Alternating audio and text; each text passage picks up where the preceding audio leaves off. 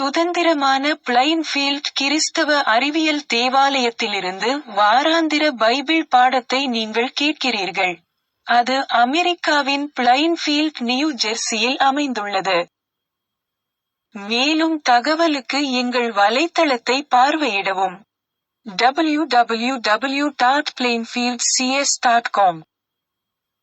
இது பாடம் ஞாயிற்றுக்கிழமை மே 5, 2024. தலைப்ப நித்திய தண்டனை. கோல்டன் உரை. ஏசாயா. கர்த்தரை கண்டடையத்தக்க சமயத்தில் அவரை தேடுங்கள், அவர் சமீபமாயிருக்கையில் அவரை நோக்கி கூப்பிடுங்கள். பொறுப்பு ரீதியான வாசிப்பு. ஏசாயா. சங்கீதம். துன்மார்க்கன் தன் வழியையும் அக்கிரமக்காரன் தன் நினைவுகளையும் விட்டு கர்த்தரிடத்தில் திரும்பக்கடவன், அவர் அவன்மேல் மனதுருகுவார், நம்முடைய தேவனிடத்திற்கே திரும்பக்கடவன். அவர் மன்னிக்கிறதற்கு தயை பெருத்திருக்கிறார். கர்த்தர் உருக்கமும் இரக்கமும் நீட்டிய சாந்தமும் மிகுந்த கிருபையும் உள்ளவர். அவர் எப்பொழுதும் கடிந்து கொள்ளார், என்றைக்கும் கோபங்கொண்டிரார். அவர் நம்முடைய பாவங்களுக்கு தக்கதாக நமக்கு செய்யாமலும் நம்முடைய அக்கிரமங்களுக்கு தக்கதாக நமக்கு சரிக்கட்டாமலும் இருக்கிறார். பூமிக்கு வானம் எவ்வளவு உயரமாயிருக்கிறதோ, அவருக்கு பயப்படுகிறவர்கள் மேல் அவருடைய கிருபையும் அவ்வளவு பெரிதாயிருக்கிறது. மேற்குக்கும் கிழக்குக்கும் எவ்வளவு தூரமோ அவ்வளவு தூரமாய் அவர் நம்முடைய பாவங்களை நம்மை விட்டு விலக்கினார். தகப்பன் தன் பிள்ளைகளுக்கு இரங்குகிறது போல கர்த்தர் தமக்கு பயந்தவர்களுக்கு இரங்குகிறார். பாடம் பிரசங்கம். பைபிளிலிருந்து. ஏசாயா. பின்னும் கர்த்தர், அனுக்கிரக காலத்திலே நான் உமக்குச் செவி கொடுத்து, இரட்சணிய நாளிலே உமக்கு உதவி செய்தேன். நீர் பூமியைச் சீர்படுத்தி பாழாய் கிடக்கிற இடங்களை சுதந்தரிக்க பண்ணவும். கட்டுண்டவர்களை நோக்கி புறப்பட்டு போங்கள் என்றும், இருளில் இருக்கிறவர்களை நோக்கி வெளிப்படுங்கள் என்றும் சொல்லவும், நான் உம்மை காப்பாற்றி உம்மை ஜனங்களுக்கு உடன்படிக்கையாக ஏற்படுத்துவேன். அவர்கள் வழியோரங்களிலே மேய்வார்கள், சகல மேடுகளிலும் அவர்களுக்கு மேய்ச்சல் உண்டாயிருக்கும். என் மலைகளை எல்லாம் வழிகளாக்குவேன், என் பாதைகள் உயர்த்தப்படும். வானங்களே, கெம்பீரித்து பாடுங்கள், பூமியே களிகூறு, பர்வதங்களே கெம்பீரமாய் முழங்குங்கள். கர்த்தர் தம்முடைய ஜனத்துக்கு ஆறுதல் செய்தார், சிறுமைப்பட்டிருக்கிற தம்முடையவர்கள் மேல் இரக்கமாயிருப்பார். ஆதியாகமம். யோசேப்பு தன் தகப்பனை அடக்கம் பண்ணின பின்பு அவனும் அவன் சகோதரரும் அவனுடைய தகப்பனை அடக்கம் பண்ணுவதற்கு அவனோடே கூட போனவர்கள் யாவரும் எகிப்துக்கு திரும்பினார்கள். தங்கள் தகப்பன் மரணமடைந்ததை யோசேப்பின் சகோதரர் கண்டு, ஒருவேளை யோசேப்பு நம்மை பகைத்து நாம் அவனுக்கு செய்த எல்லா பொல்லாங்குக்காகவும் நமக்கு சரிக்குச் சரிகட்டுவான் என்று சொல்லி யோசேப்பினிடத்தில் ஆள் அனுப்பி, உம்முடைய சகோதரர் உமக்கு பொல்லாங்கு செய்திருந்தாலும் அவர்கள் செய்த துரோகத்தையும் பாதகத்தையும் நீர் தயவு செய்து மன்னிக்க வேண்டும் என்று உம்முடைய தகப்பனார் மரணமடையும் முன்னே உமக்குச் சொல்லும்படி கட்டளையிட்டார். ஆகையால் உம்முடைய தகப்பனாருடைய தேவனுக்கு ஊழியக்காரராகிய நாங்கள் செய்த துரோகத்தை மன்னிக்க வேண்டும் என்று அவனுக்குச் சொல்லச் சொன்னார்கள். அவர்கள் அதை யோசேப்புக்குச் சொன்னபோது அவன் அழுதான். பின்பு அவனுடைய சகோதரரும் போய் அவனுக்கு முன்பாக தாழ விழுந்து, இதோ நாங்கள் உமக்கு அடிமைகள் என்றார்கள். யோசேப்பு அவர்களை நோக்கி, பயப்படாதிருங்கள், நான் தேவனா? நீங்கள் எனக்கு தீமை செய்ய நினைத்தீர்கள், தேவனோ இப்பொழுது நடந்து வருகிறபடியே வெகு ஜனங்களை உயிரோட்டே காக்கும்படிக்கு அதை நன்மையாக முடிய பண்ணினார். ஆதலால் பயப்படாதிருங்கள். நான் உங்களையும் உங்கள் குழந்தைகளையும் பராமரிப்பேன் என்று அவர்களுக்கு ஆறுதல் சொல்லி அவர்களோடே பட்சமாய் பேசினான். யோவான். இயேசு ஒலிவமலைக்கு போனார். மறுநாள் காலையிலே அவர் திரும்பி தேவாலயத்திற்கு வந்தபோது ஜனங்கள் எல்லாரும் அவரிடத்தில் வந்தார்கள். அவர் உட்கார்ந்து அவர்களுக்கு உபதேசம் பண்ணினார். அப்பொழுது விபசாரத்திலே கண்டுபிடிக்கப்பட்ட ஒரு ஸ்திரீயை வேதபாரகரும் பரிசேயரும் அவரிடத்தில் கொண்டு வந்து அவளை நடுவே நிறுத்தி, போதகரே, இந்த ஸ்திரீ விபசாரத்தில் கையும் மெய்யுமாய் பிடிக்கப்பட்டாள். இப்படிப்பட்டவர்களை கல்லெறிந்து கொல்ல வேண்டுமென்று மோசே நியாயப்பிரமாணத்தில் நமக்கு கட்டளையிட்டிருக்கிறாரே, நீர் என்ன சொல்லுகிறீர் என்றார்கள். அவர் மேல் குற்றஞ்சுமத்துவதற்கான காரணம் உண்டாகும் பொருட்டு அவரைச் சோதிக்கும்படி இப்படி சொன்னார்கள். இயேசுவோ குனிந்து விரலினால் தரையிலே எழுதினார். அவர்கள் ஓயாமல் அவரை கேட்டுக்கொண்டிருக்கையில் அவர் நிமிர்ந்து பார்த்து, உங்களில் பாவமில்லாதவன் இவள் மேல் முதலாவது கல்லெறிய கடவன் என்று சொல்லி அவர் மறுபடியும் குனிந்து தரையிலே எழுதினார். அவர்கள் அதை கேட்டு தங்கள் மனச்சாட்சியினால் கடிந்து கொள்ளப்பட்டு பெரியோர் முதல் சிறியோர் வரைக்கும் ஒவ்வொருவராய் போய்விட்டார்கள். இயேசு தனித்திருந்தார். அந்த ஸ்திரீ நடுவே நின்றாள். இயேசு நிமிர்ந்து அந்த ஸ்திரீயை தவிர வேறொருவரையும் காணாமல், ஸ்திரீயே, உன்மேல் குற்றஞ்சாட்டினவர்கள் எங்கே? ஒருவனாகிலும் உன்னை ஆக்கினைக்குள்ளாக தீர்க்கவில்லையா என்றார். அதற்கு அவள், இல்லை, ஆண்டவரே என்றாள். இயேசு அவளை நோக்கி, நானும் உன்னை ஆக்கினைக்குள்ளாக தீர்க்கிறதில்லை, நீ போ, இனி பாவம் செய்யாதே என்றார். மத்தேயு. அப்பொழுது பேதுரு அவரிடத்தில் வந்து, ஆண்டவரே, என் சகோதரன் எனக்கு விரோதமாய் குற்றஞ்செய்து வந்தால் நான் எத்தனை தரம் மன்னிக்க வேண்டும்? 7 தர மட்டுமோ என்று கேட்டான். அதற்கு இயேசு, 7 தர மாத்திரம் அல்ல, 70 தர மட்டும் என்று உனக்குச் சொல்லுகிறேன். எப்படியெனில் பரலோகராஜ்யம் தன் ஊழியக்காரரிடத்தில் கணக்கு பார்க்க வேண்டுமென்றிருந்த ஒரு ராஜாவுக்கு ஒப்பாயிருக்கிறது. அவன் கணக்கு பார்க்க தொடங்கினபோது 10,000 தாலந்து கடன்பட்டவன் ஒருவனை அவனுக்கு முன்பாக கொண்டு வந்தார்கள். கடனை தீர்க்க அவனுக்கு நிர்வாகம் இல்லாதபடியால் அவனுடைய ஆண்டவன் அவனையும் அவன் பெண்ஜாதி பிள்ளைகளையும் அவனுக்கு உண்டான எல்லாவற்றையும் விட்டு கடனை தீர்க்கும்படி கட்டளையிட்டான். அப்பொழுது அந்த ஊழியக்காரன் தாழ விழுந்து வணங்கி, ஆண்டவனே, என்னிடத்தில் பொறுமையாயிரும், எல்லாவற்றையும் உமக்கு கொடுத்து தீர்க்கிறேன் என்றான். அந்த ஊழியக்காரனுடைய ஆண்டவன் மனதிரங்கி அவனை விடுதலை பண்ணி கடனையும் அவனுக்கு மன்னித்து விட்டான். நாளாகமம். உங்கள் தேவனாகிய கர்த்தர் கிருபையும் இரக்கமுமுள்ளவர், நீங்கள் அவரிடத்திற்கு திரும்பினால் அவர் தம்முடைய முகத்தை உங்களை விட்டு விலக்குவதில்லை என்றார்கள். சங்கீதம். கர்த்தாவே, உமது செவியைச் சாய்த்து என் விண்ணப்பத்தை கேட்டருளும். நான் சிறுமையும் எளிமையுமானவன். என் ஆத்துமாவை காத்தருளும், நான் பக்தியுள்ளவன். என் தேவனே, உம்மை நம்பியிருக்கிற உமது அடியேனை நீர் இரட்சியும். ஆண்டவரே, எனக்கு இரங்கும், நாடோறும் உம்மை நோக்கி கூப்பிடுகிறேன். உமது அடியேனுடைய ஆத்துமாவை மகிழ்ச்சியாக்கும். ஆண்டவரே, உம்மிடத்தில் என் ஆத்துமாவை உயர்த்துகிறேன். ஆண்டவரே, நீர் நல்லவரும் மன்னிக்கிறவரும் உம்மை நோக்கி கூப்பிடுகிற யாவர் மேலும் கிருபை மிகுந்தவருமாயிருக்கிறீர். கர்த்தாவே, என் ஜெபத்திற்கு செவி கொடுத்து என் விண்ணப்பங்களின் சத்தத்தை கவனியும். நான் துயரப்படுகிற நாளில் உம்மை நோக்கி கூப்பிடுவேன், நீர் என்னை கேட்டருளுவீர். ஆண்டவரே, தேவர்களுக்குள்ளே உமக்கு நிகருமில்லை, உம்முடைய கிரியைகளுக்கு ஒப்புமில்லை. கொரிந்தியர். மனுஷருக்கு நேரிடுகிற சோதனையையல்லாமல் வேறே சோதனை உங்களுக்கு நேரிடவில்லை. தேவன் உண்மையுள்ளவராயிருக்கிறார். உங்கள் திராணிக்கு மேலாக நீங்கள் சோதிக்கப்படுகிறதற்கு அவர் இடங்கொடாமல் சோதனையை தாங்கத்தக்கதாக சோதனையோடு கூட அதற்கு தப்பிக்கொள்ளும்படியான போக்கையும் உண்டாக்குவார்.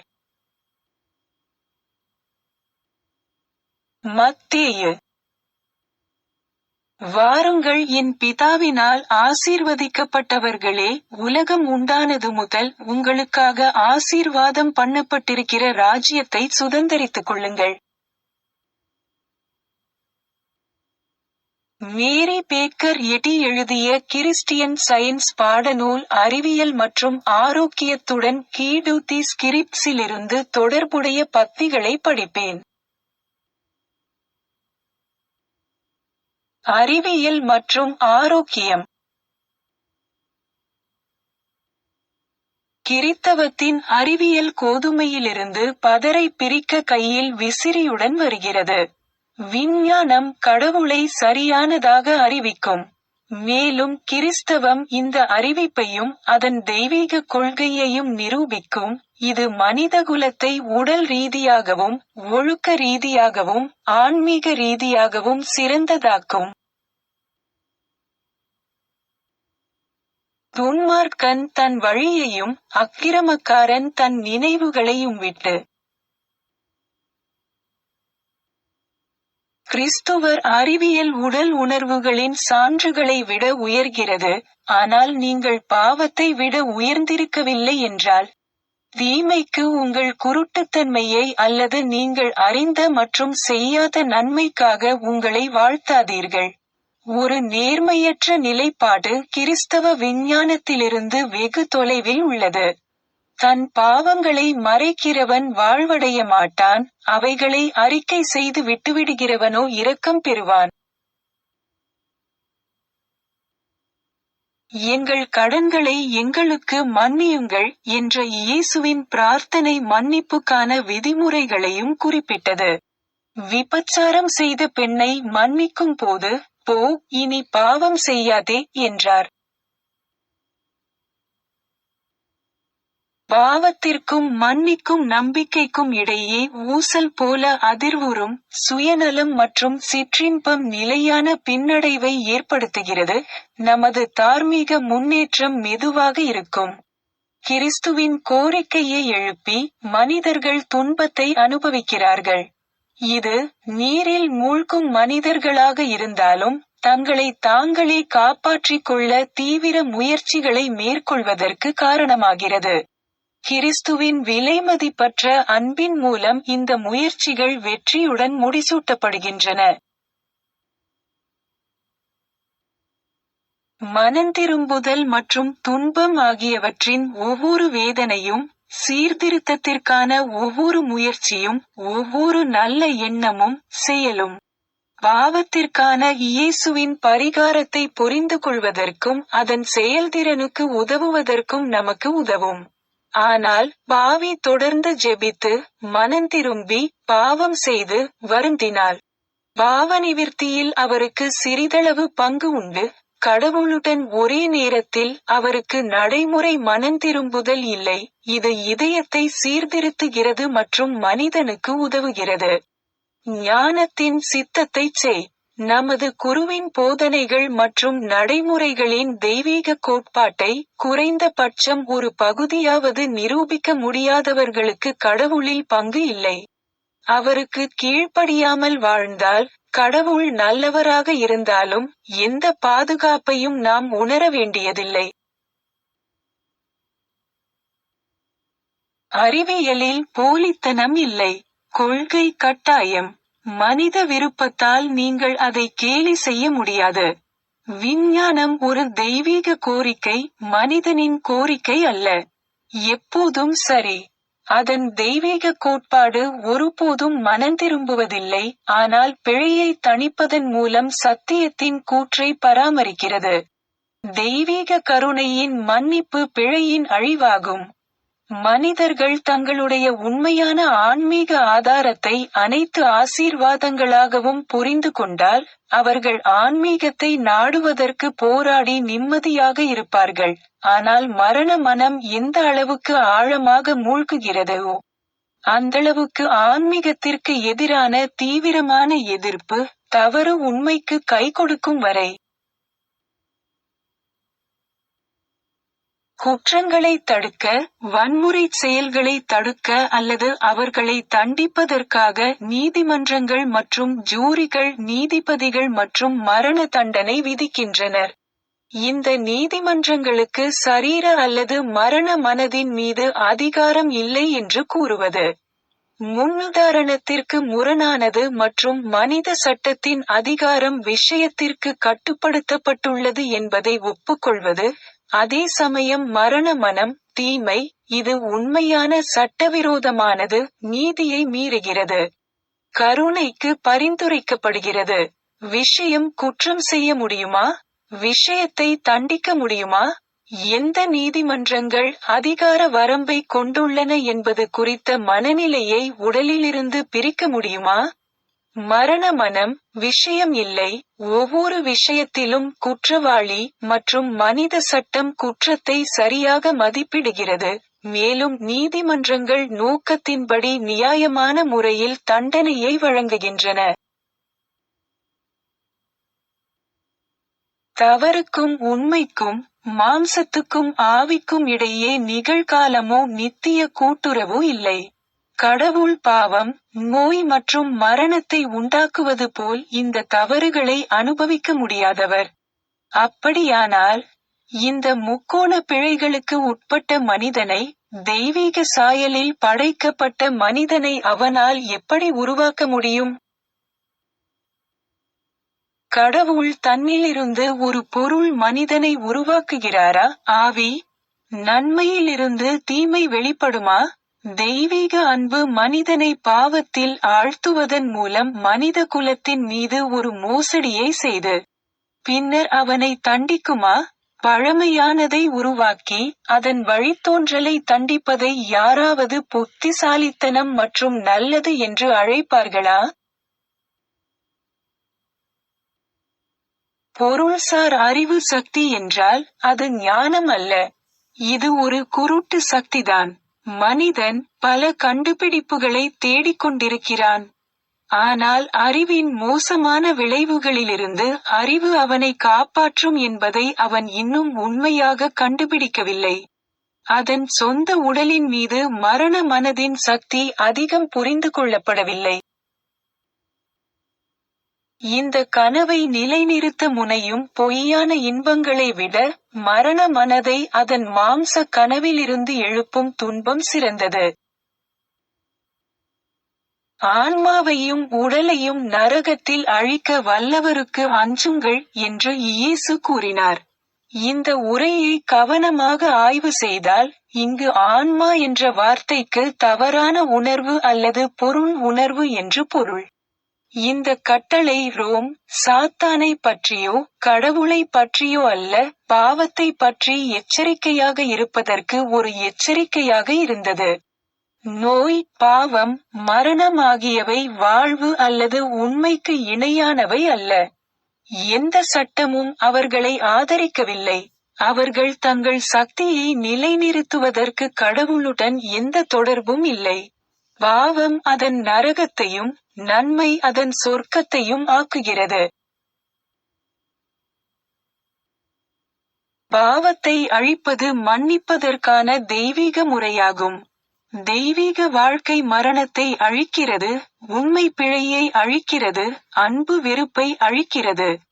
அழிக்கப்பட்டால், பாவத்திற்கு மன்னிப்பு வேறு எந்த வடிவத்திலும் தேவையில்லை. கடவுளின் மன்னிப்பு, எந்த ஒரு பாவத்தையும் அழித்து, தீர்க்கதரிசனம் உரைத்து, அனைத்து பாவங்களின் இறுதி அழிவையும் உள்ளடக்கியது அல்லவா? மனித அமைதியின் இழப்பை உணர்ந்தவர் ஆன்மீக மகிழ்ச்சிக்கான வலுவான ஆசைகளை பெறவில்லை. ஞானம் மற்றும் அன்பு எது என்பதை நாம் கண்டுபிடிப்பதற்கு முன்பே பரலோக நன்மைக்கான ஆசை வருகிறது. பூமிக்குரிய நம்பிக்கைகள் மற்றும் இன்பங்களின் இழப்பு பல இதயங்களின் ஈருவரிசை பாதையை பிரகாசமாக்குகிறது. புலன் இன்பங்கள் மரணத்திற்குரியவை என்பதையும் மகிழ்ச்சி ஆன்மீகமானது என்பதையும் புலன் வலிகள் விரைவாக நமக்கு தெரிவிக்கின்றன.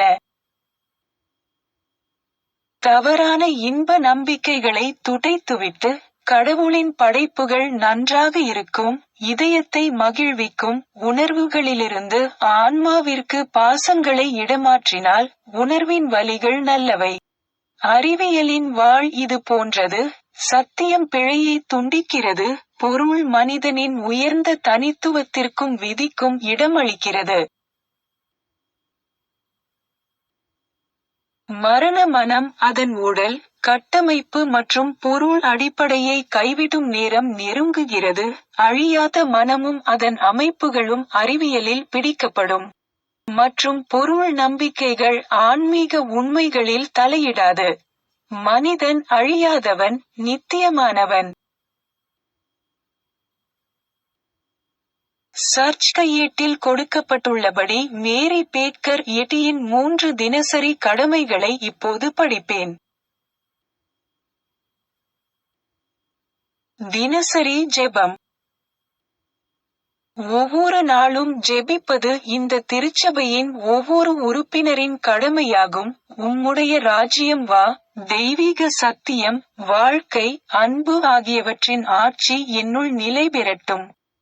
எல்லா பாவங்களையும் என்னிடமிருந்து விலக்கட்டும். உம்முடைய வார்த்தை எல்லா மனிதர்களிடமும் பாசத்தை வளப்படுத்தி அவற்றை ஆளட்டும். நோக்கங்கள் மற்றும் செயல்களுக்கான விதி. தி மதர் சர்ச்சின் உறுப்பினர்களின் நோக்கங்கள் அல்லது செயல்களை விரோதமோ அல்லது தனிப்பட்ட இணைப்போ தூண்டக்கூடாது. அறிவியலில், தெய்வீக அன்பு மட்டுமே மனிதனை ஆளுகிறது. ஒரு கிறிஸ்தவ விஞ்ஞானி அன்பின் இனிமையான வசதிகளையும், பாவத்தை கண்டிப்பதிலும், உண்மையான சகோதரத்துவம், தொண்டு, மன்னிப்பு ஆகியவற்றிலும் பிரதிபலிக்கிறார். இந்த திருச்சபையின் உறுப்பினர்கள் தினந்தோறும் கவனித்து, எல்லா தீமைகளிலிருந்தும் தீர்க்கதரிசனம், தீர்ப்பு, கண்டனம், ஆலோசனை, செல்வாக்கு செலுத்துதல் அல்லது தவறாக செல்வாக்கு செலுத்துதல் ஆகியவற்றிலிருந்து விடுவிக்கப்பட வேண்டும். கடமைக்கு விழிப்புணர்வு. ஆக்கிரமிப்பு மனநல ஆலோசனைகளுக்கு எதிராக தினமும் தன்னை தற்காத்துக் கொள்வது இந்த திருச்சபையின் ஒவ்வொரு உறுப்பினரின் கடமையாகும். மேலும் கடவுளுக்கும், அவரது தலைவருக்கும், மனிதகுலத்திற்கும் அவர் செய்ய வேண்டிய கடமையை மறக்கவோ புறக்கணிக்கவோ கூடாது. அவருடைய கிரியைகளால் அவர் நியாயந்தீர்க்கப்படுவார், நியாயப்படுத்தப்படுவார் அல்லது கண்டிக்கப்படுவார்.